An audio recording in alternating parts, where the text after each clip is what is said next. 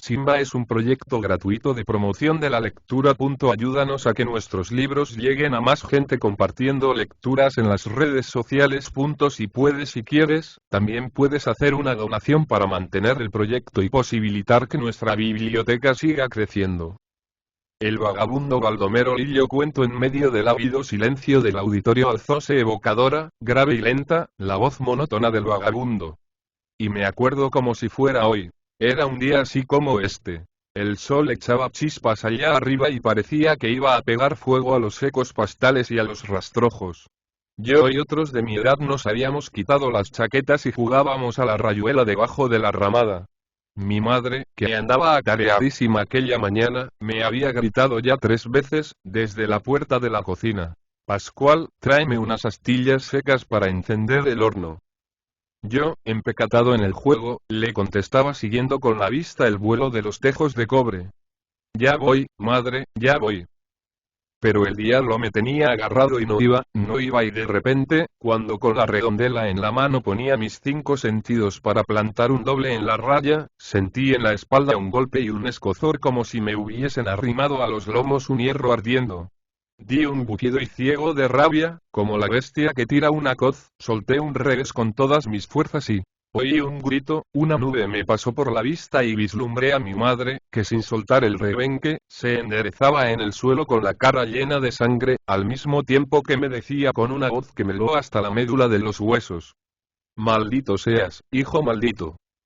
Sentí que el mundo se me venía encima y caí redondo como si me hubiese partido un rayo, y cuando volví tenía la mano izquierda, la mano sacrílega, pegada debajo de la tetilla derecha. Mientras los campesinos se estrechaban en torno del banco ansiosos de contemplar de cerca el prodigio, el viejo habíase desabrochado la blusa y puesto al descubierto el pecho hundido, descarnado, con la terrosa piel pegada a los huesos. Y ahí, justamente debajo de la tetilla derecha, veíase la mano, una mano pálida, con dedos largos y uñas descomunales adherida por la palma a esa parte del cuerpo como si estuviese soldada o cosida con él. Un murmullo temeroso partió del grupo y voces ahogadas profirieron: Pobrecito. ¡Qué castigo, mi Dios!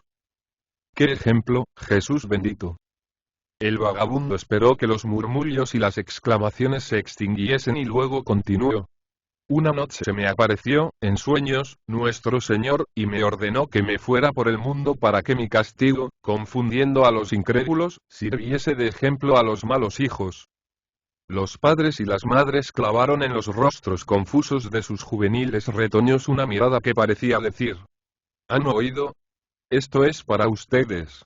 ¿Olvidarán la leccioncita? El silencio tenía algo de religioso y de solemne cuando el viejo prosiguió: Honra a tu padre y a tu madre, dice la ley de Dios, y yo les encarezco, mis hijos, que nunca, jamás, desobedezcan a sus mayores. Sean siempre dóciles y sumisos y alcanzarán la felicidad en este mundo y la gloria eterna en el otro. Amén. Dijeron muchas voces trémulas por la emoción. La ramada bajo la cual se cobijaba el vagabundo era la prolongación de un pajizo rancho, morada de uno de los más ancianos vaqueros del fundo. A 50 metros estaba la carretera, a la que daba acceso una puerta de trancas cuyas varas, corridas de un lado, descansaban por una de sus extremidades en el suelo, dejando un paso estrecho que un caballo podía salvar con un pequeño salto. El terreno sobre el cual se alzaba la choza, era llano y estaba cerrado por una ligera empalizada de ramas secas. En lo alto el sol fulguraba intensamente derramando sus blancos resplandores sobre los campos sumidos en el letargo de la quietud y el sopor. El mendigo, sentado en el banco junto al cual los campesinos van depositando en silencio sus limosnas, murmura con trémula y cascada voz: Dios y la Santísima Virgen se lo paguen, hermano.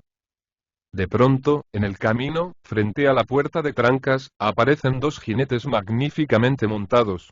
Uno tras otro salvan el obstáculo y avanzan en derechura hacia la ramada. Todas las lenguas enmudecen a la vista del patrón y de su hijo, que hablan, al parecer, acaloradamente. Los labriegos se miran y se hacen guiños con aire malicioso. Están hartos de aquellas escenas y cuchichean con maligna sonrisa. El viejo halló la horma de su zapato. La halló, la halló. Cállanse de nuevo para oír las voces destempladas de los jinetes, que habiendo refrenado sus cabalgaduras gesticulan con tono áspero de disputa. Don Simón, el hacendado, es un hombre de 60 años, alto, corpulento, de mirada viva y penetrante.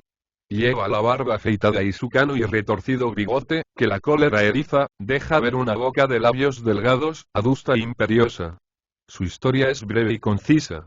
Simple vaquero en su juventud, a fuerza de paciencia y perseverancia alcanzó los empleos de capataz, mayordomo y, por último, administrador de una magnífica hacienda.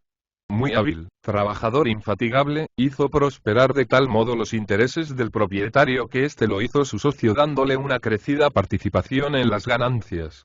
A la muerte de su bienhechor adquirió con sus economías un pequeño fundo en los alrededores, fondo que ensanchó merced a compras sucesivas hasta hacer de él una propiedad valiosísima. Viudo hacía mucho tiempo, solo tenía aquel hijo. Contaba el mozo 22 años. De estatura mediana, bien conformado, poseía un semblante expresivo, franco y abierto. Su carácter, como el de su padre, era muy irritable y arrebatado, mas en su corazón había un gran fondo de bondad. Los campesinos le querían entrañablemente y eran a menudo los encubridores y cómplices de sus calabradas.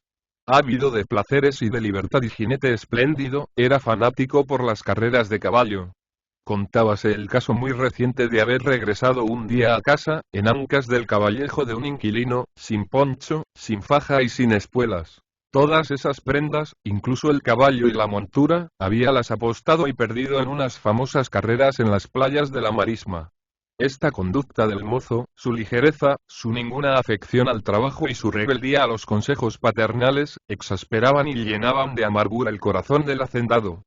Todo lo había intentado para enderezar aquel arbolillo que era carne de su carne y su único heredero para quien había acumulado esa fortuna, cuya conservación imponíale a sus años tan durísimas fatigas.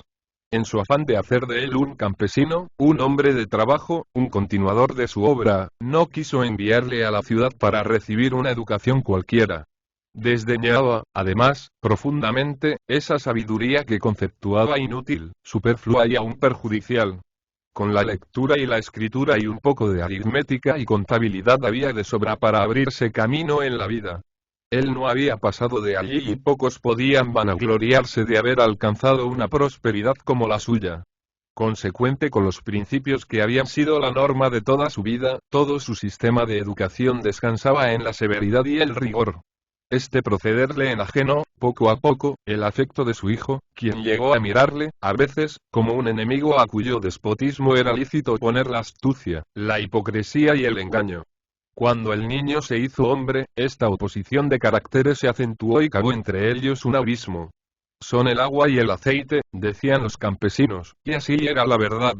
Nada podía juntarles y todo les separaba.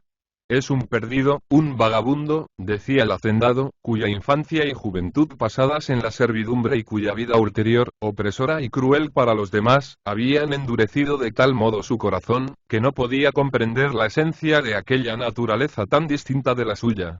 La aversión del mozo por el trabajo continuado, su desapego por el dinero, su debilidad para con los inferiores eran para don Simón otros tantos delitos imperdonables. Y redoblaba las amonestaciones y las amenazas, sin obtener más que una sumisión efímera que el anuncio de una fiesta, de unas carreras, echaba pronto a rodar. Los jinetes habían puesto nuevamente sus caballos al paso y sus voces sonaban claras y distintas en el silencio que reinaba en la ramada. Te digo que no irá así, padre, solo voy a ver correr la yegua o verá. Enseguida me vuelvo y se lo juro a usted. Tú debías estar enterado, desde hace tiempo, que cuando ordeno alguna cosa, no me vuelvo atrás. Déjate, pues, de majaderías. En la aparta de los novillos podrás correr todo lo que te dé la gana. Los inquilinos cuchichean en voz baja. ¿Que hay carreras en la Marisma? Sí, la del mulato con la yegua o verá. Don Isidrito está muy interesado porque don Cucho le ha ofrecido la mitad de la apuesta si jinetea la potranca y gana la carrera. Padre e hijo se detienen delante de la vara donde están atados una veintena de caballos y el hacendado, después de recorrer con una mirada a aquellos rostros cohibidos que se desvían temerosos, dijo al dueño del rancho, que se había adelantado hacia él, sombrero en mano. Jerónimo, vas a ir con todos los que están aquí al potrero de la aguada para rodear los novillos y encerrarlos en el corral. Nosotros, y miró de soslayo a su hijo, vamos a ir al cerco de los Pidenes y a la vuelta haremos la aparta de la novillada de 2 años. Cuidado con corretearme demasiado las reses. El labriego inclinó la cabeza y murmuró un quedo y humilde. Está bien, señor. Un sonoro tintineo de espuelas siguió a la orden, y los campesinos empezaron a desfilar unos tras otros por ambos lados de la ramada para ir a tomar sus cabalgaduras. De pronto, en el hueco que dejaran, el hacendado percibió al vagabundo inmóvil sobre el banco, teniendo junto a sí el montoncillo de las limosnas. Clavó sobre él una mirada furibunda y con voz vibrante profirió: ¿Qué hace aquí este viejo pícaro? Ninguna voz se alzó para responder. Don Simón paseó su fiera mirada interrogadora por aquellas cabezas que se bajaban obstinadamente y prosiguió: Yo no sé qué gentes son ustedes. Siempre están llorando hambres y miserias, pero en cuanto aparece por aquí uno de estos holgazanes, que los embauca con cuentos absurdos, ya están desvalijando la casa para regalarlo y festejarlo como si fuera un enviado del cielo. Desde un rincón partió una vocecilla cascada. Pero, señor, ¿es un pecado, acaso, la caridad con los pobres? Es que esto no es caridad, es despilfarro, complicidad. Así es como se fomenta el vicio y la holgazanería y... Hablaba atropelladamente, con el rostro rojo de ira, y, volviéndose hacia el anciano inquilino, le dijo: A ver, Jerónimo, despégale la mano a ese farsante. El interpelado alzó la cabeza y miró aterrorizado a don Simón. Era tan cómica la expresión de aquella fisonomía desfigurada por el espanto, que el hacendado estuvo a punto de soltar la risa. Este idiota, pensó, cree que si hace lo que le mando se abrirá la tierra para tragárselo. No insistió en repetirle la orden y se dirigió a los demás. Ya que Jerónimo se ha tullido de repente y hasta ha perdido el habla, vaya uno de ustedes. Tú, Pedro. Tú, Nicolás. Tú, Lorenzo, y fue pronunciando así varios nombres. Pero al parecer, a todos habíales ocurrido el mismo fenómeno, pues ninguno se movió ni contestó. Aquella resistencia produjo, más que cólera, asombro y admiración en el hacendado. ¿Cómo? Hasta ese extremo llegaba la ciega credulidad de esas gentes que se atrevían a arrostrar su enojo antes que poner sus manos en el mentiroso viejo. Y más que nunca se afirmó en su resolución de sacarlos de su engaño, haciéndoles ver la falsedad de aquella historia ridícula. Paseó una última mirada por aquellas cabezas que se batían en silencio, oscas y hurañas, y ordenó imperioso: Isidro, apéate y desenmascara a ese bribón. El mozo lo miró extrañado y balbuceó con un tono de viva repugnancia: Padre, téngale lástima, perdónelo por esta vez. La cólera, amortiguada un instante, resurgió en el hacendado, furiosa. Tú, también tú. El joven, desentendiéndose de este vibrante apóstrofe, prosiguió suplicante: Déjelo usted, padre, es tan viejito. No me obligue a cometer una mala acción. ¿Qué es lo que llamas una mala acción? Dilo pronto. Violentar a este viejito, padre, avergonzarlo descubriéndole sus carnes y además, no creo que por una inocente mentira y... Inocente mentira y... A esta criminal superchería llamas inocente mentira y... Lo que me parece a la verdad mentira es tener un hijo como tú, vociferó frenético don Simón, y enarbolando la pesada chicotera, avanzó resueltamente sobre el mozo. Este, viendo en los ojos de su padre la intención manifiesta de agredirlo, se desmontó prontamente y penetró bajo la ramada, decidido a cumplir la odiosa orden con toda la blandura y suavidad posibles. De pronto, aquella misma voz cascada y senil se alzó de nuevo en su rincón sombrío. Padre nuestro que estás en los cielos y... Don Simón, que había recobrado en parte la serenidad, dijo con tono de zumba: Ah, le van a rezar las letanías por si muere en la operación. Pero, ¿le perdonarán allá arriba? La voz interrumpió el rezo para decir: Ya está perdonado. Don Simón, muy divertido, preguntó: ¿Cómo lo sabe usted, abuela? Porque ya está aquí el anticristo que lo ha de crucificar. El hacendado dio un respingo en la silla y vociferó a gritos: Vieja imbécil, piara de brutos. Con que soy el anticristo. El anticristo. Y mientras repetía el ominoso epíteto, se revolvía en la montura buscando en torno a alguien en quien descargar el peso de la ira que lo ahogaba. Pero no vio sino rostros inclinados y ojos que miraban fijamente el suelo. Volvióse nuevamente hacia el fondo de la ramada y exclamó: Isidro, ¿hasta cuándo esperas? Acabemos de una vez. El vagabundo, que desde la llegada del patrón no había despegado los labios, guardando una inmovilidad absoluta, cuando el mozo estuvo a su lado empezó a gemir plañideramente. Don Isidrito, apiádese de este pobre viejo. Yo lo conozco a usted de mediano y, no me maltrate. Hágalo por la señorita, su mamá, esa santa que nos mira desde el cielo. Yo he rezado mucho, muchísimo por ella y por usted. Ay, mi amito, mi niño Dios, por las llagas de nuestro Señor, defiéndame de su padre, favorézcame por amor de Dios. En el corazón del joven aquellos clamores repercutieron dolorosamente. Experimentaba por el viejo una profunda piedad. Quiso tentar un último esfuerzo para aplacar la cólera de su padre, pero las últimas palabras de éste, reiterándole el imperioso mandato, vencieron sus escrúpulos y resignado alargó la mano hacia el pecho del vagabundo, quien sin dejar de gemir rechazó aquel ademán con su huesuda diestra. Esto se repitió varias veces hasta que el mozo cogió con la suya, robusta y poderosa, aquella mano obstinada y terca. El viejo, con una fuerza increíble para sus años, trató de libertar su muñeca de aquellas tenazas, se recogió como una araña y se deslizó al suelo, forcejeando con tal desesperación, con tanta maña y destreza, que el mozo hubo de soltarle sin haber logrado su intento. El joven, cuyos dientes estaban apretados, cambió de táctica. Alargó los brazos y alzando al mendigo del suelo lo tendió de espalda sobre el asiento. Pero aquel cuerpo decrépito, aquel brazo y aquellas piernas semejantes a secos y quebradizos sarmientos, se agitaron con tales sacudidas que, tumbándose el banco, ambos luchadores rodaron por el suelo con gran estruendo. Se oyó una rabiosa blasfemia y un puño alzándose airado, cayó sobre la faz del vagabundo, que se tornó roja bajo una oleada de sangre que brotó de su boca y de su nariz, y manchó sus sucias greñas, sus bigotes y su barba. Instantáneamente cesó el viejo de gemir y de batirse, y el mozo, desabrochándole la blusa, desprendió de su sitio la famosa mano sin gran trabajo. Don Simón se desmontó precipitadamente y acudió presuroso junto al mendigo, diciendo a sus servidores: Vengan, vengan todos.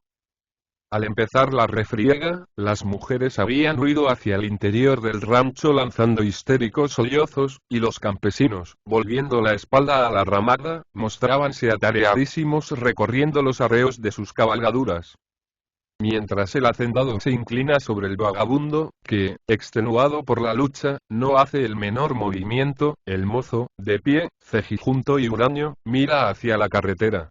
En su combate con el viejo algo se ha roto y desvanecido en lo más recóndito de su corazón. Basta mirarlo para conocer que no es el mismo.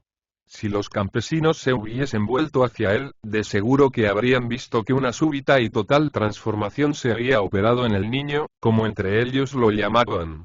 Parecía haber envejecido de repente 10 años y su mirada dura y brillante y el desdeñoso pliegue de la boca demostraban que el padre había recobrado su hijo, cegándose en sus almas el abismo que los separaba.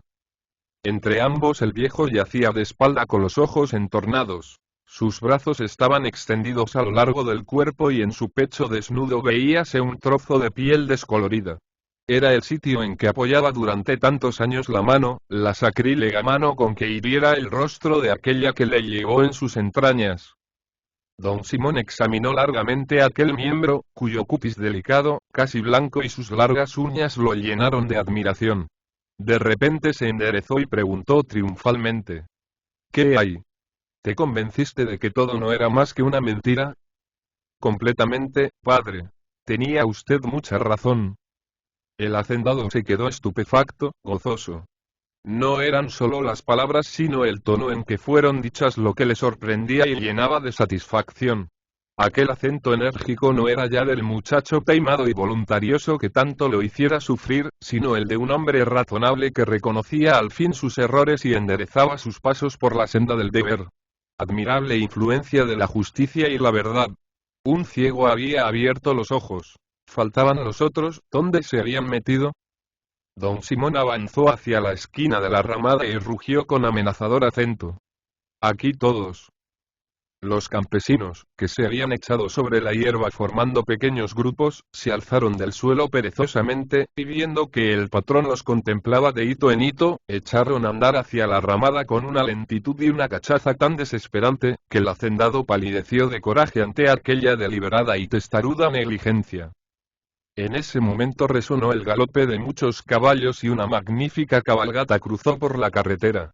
A través de la nube de polvo viéronse brillar un instante los lujosos arreos de los jinetes y de los corceles. Una voz viril y poderosa se elevó desde el camino. Isidro, te esperamos en la marisma. Esta tarde corre la yegua a Oberá. El mozo dijo resueltamente a espaldas de don Simón. Padre, yo no voy a la aparta. El hacendado se volvió hosco con la mirada centelleante. ¿Qué dices? Que tengo que ir allá y a donde le dije. Don Simón alargó la diestra y cogiendo al joven por la abertura de la manta, lo zarandeó rudamente, aturdiéndolo con sus gritos. ¿Qué tienes que ir? ¿A dónde? ¿A las carreras sí? Dilo de una vez. Repítelo. Y la frase desafiadora, irreparable, salió de los labios trémulos del mozo. Voy a donde me da la gana. Aún vibraban estas palabras cuando la diestra del hacendado cayó sobre la mejilla izquierda del rebelde, que trocó instantáneamente su palidez cadavérica en una escarlata vivísima y los campesinos que llegaban se detuvieron en seco. El hijo había enlazado al padre por la cintura y echándole diestramente la zancadilla lo tumbó en tierra boca arriba. Cayó el mozo encima, pero, alzándose presuroso, se precipitó sobre su caballo, un retinto magnífico, y se lanzó a toda rienda hacia la puerta de Trancas. El hacendado, de pie, la diestra en alto, los ojos inyectados de sangre, carden a la convulsa faz, lanzó entonces, con acento de una sonoridad extraña, el fatal anatema. Maldito seas, hijo maldito. Al oírlo el mozo hizo un movimiento en la montura como para mirar hacia atrás, y el nervioso bruto, desviado por aquella leve inclinación del jinete, saltó oblicuamente, yendo a chocar con sus patas delanteras en la vara superior.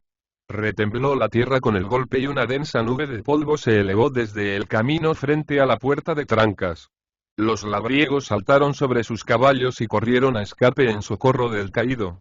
Pero, antes de que hubiesen recorrido la mitad de la distancia, el retinto, que se había alzado tembloroso sobre sus patas, lanzando un resoplido de espanto, emprendió una vertiginosa carrera por la calzada desierta. De la montura pendía algo informe como un pájaro cuyas alas abiertas fuesen azotando el suelo y voces espantadas resbalaron en el aire inmóvil. ¡Santo Dios! Se le enredó la espuela en el lazo. Mientras los campesinos corren a rienda suelta tras el desbocado animal, que les lleva una larga delantera, don Simón, sentado en el suelo, da manotadas al aire queriendo coger algo invisible que gira a su derredor. De vez en cuando dice con tono de infantil alborozo, mientras entreabre su cerrada diestra con gran cuidado. Ven, Isidro, mira, ya lo atrapé. Pero, en la mano nada hay, y, tendiéndose de espalda bajo la ramada, con los ojos entornados, quédase inmóvil, tratando de percibir el toque misterioso que ha cesado de repente. Una idea le obsesiona. ¿Cómo y cuándo se apagó en su corazón el tañido de aquel cascabel que, a pesar de su pequeñez, vibra tan poderosamente en los corazones inexpertos? De pronto todo se aclaró en su espíritu. El insidioso tañido se extinguió en su corazón el día en que empuñó en sus manos el látigo de capataz. Es verdad que sus voces eran ya muy débiles y apagadas, pues siempre resistió con entereza sus pérfidas insinuaciones encaminadas a apartarle de la soñada meta de la fortuna y del poder. Arrojado de allí, vengativo y malévolo, fue a buscar un albergue en el corazón de su mujer, donde reinó como soberano absoluto. Ah, cómo le hizo sufrir, a él, emancipado de toda sensiblería, aquella naturaleza débil, crédula y enfermiza. Muerta la esposa, el cascabel, obstinado y rencoroso, se anidó en el corazón de su hijo. Encontró allí un terreno bien preparado para extender su diabólica influencia que se mantuviera en ese reducto propicio quizás hasta cuando si el mozo, desoyendo por primera vez el maligno repique, no hubiese castigado como se merecía al mendigo, descargando el puño sobre su hipócrita y mentirosa faz. Libre quedó al instante del huésped maldito. Mas, a partir de ahí, perdíase su huella. ¿Dónde se había metido? Durante un momento los dientes del hacendado rechinaron furiosos ante su impotencia para descubrir el asilo del detestado enemigo. Hacía poco que le pareció oírle repicar burlonamente en torno de él, mas debió ser aquello una ilusión de sus sentidos. Ah, si pudiera atraparle, si pudiera atraparle. De repente se estremeció y entreabriendo lentamente sus cerrados párpados, vio inclinado sobre su rostro el pálido semblante del vagabundo. Apenas pudo reprimir un grito de victorioso júbilo. El cascabel estaba dentro del corazón del mendigo y repicaba con inusitado brío su perturbadora melopea. Si hubiese alguna duda sobre su presencia, allí estaban para desvanecerla los ojos húmedos del viejo que le miraban como jamás nadie le había mirado nunca. Mientras enderezaba su poderoso busto, su diestra se deslizó con disimulo bajo la faja que ceñía su cintura. Algunas mujeres que habían penetrado bajo la ramada huyeron lanzando espantosos alaridos. En el suelo, tendido de espaldas, yacía el vagabundo con el pecho abierto, desangrándose por una horrible herida. A su lado, de rodillas, estaba el hacendado machacando sobre la piedra de moler la sangrienta entraña. Mientras esgrimía el trozo de granito destinado a triturar el grano, canturreaba apaciblemente. De Valdechillas, cascabel del diablo y, te voy a reducir a polvo impalpable que esparciré a los cuatro vientos y, un galope precipitado resuena en la carretera. Precede a la cabalgata un jinete en un caballo blanco de espuma. Es Isidoro, el hijo del hacendado. Rota la hebilla de la espuela se desprendió el mozo de la montura y rodó en el polvo que amortiguó considerablemente la violencia de la caída. Al trasponer la puerta de trancas un coro de voces femeninas se alzó clamoroso.